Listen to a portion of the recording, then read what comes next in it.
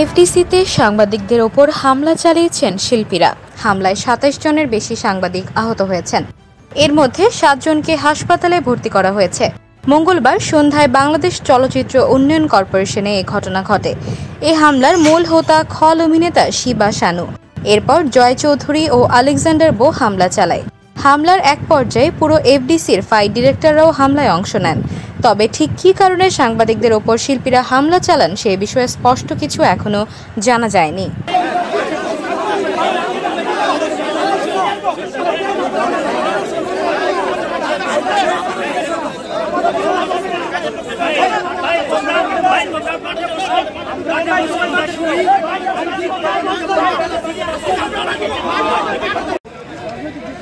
একটু ছবিতে লাইট দেন, লাইট দেন।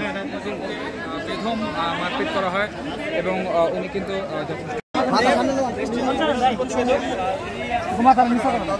মোবাইলটা না বুঝে ভাই, ওনার মোবাইলটা হাতে নেন, একজনের মোবাইলটা বাইরে ফালাই পর্যন্ত দিছে, এরে ফালাই দিছে।